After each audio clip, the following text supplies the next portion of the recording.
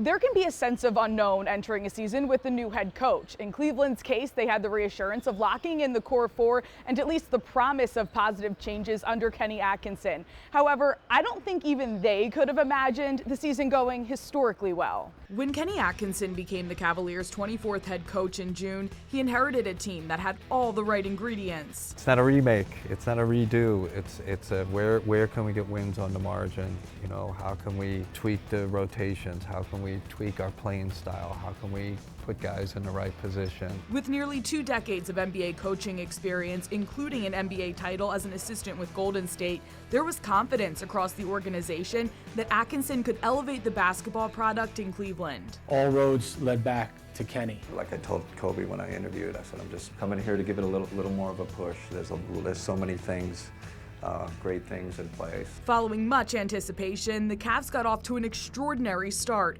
15 straight wins catapulted Cleveland to the top of the league, with a franchise best win streak and start to the season tied 3 ways for the second best start of any team in NBA history. We've had things go our way, so I don't think in this league you can get too high on yourself because you know quickly it can turn. So I'm pleased. I hate the word satisfied, to be honest, Emmy, but I think we're happy with how things are looking. You know, I think for us, there's always more we can be better at. I'm a little surprised at where we are. You know, I think we were capable of it, but just to see 1-5-0, that's something special. Being one of them contender teams, it means a lot to us, and we got to stay here. Everyone's chemistry is on a different level than it was last year, and I feel like that blend of both the coach and us has basically got us to where we are now. That mark stood until Friday, when the Cavaliers set a new franchise record with 16 straight wins. Guys were locked in and they're playing with joy.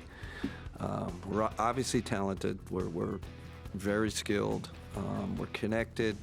And we play with an enthusiasm. The Cavs have had unprecedented results, starting with their scoring output. Their 122.8 average points per game is first in the NBA this season and on pace to set a franchise record.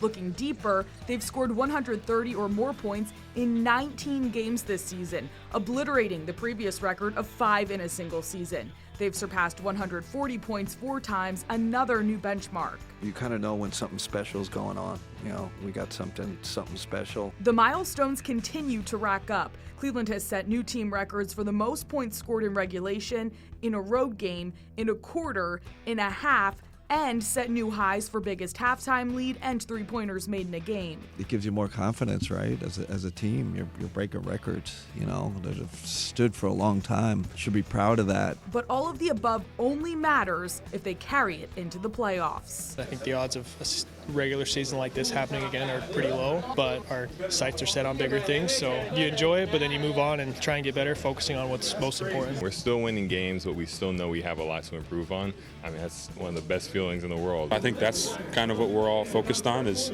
how can we play our best basketball come end of the year. So the Cavs own the best overall record, home record, and away record, and this isn't just because the stars have been stars. This is because Cleveland has depth all the way down the bench. We'll talk about that later in show.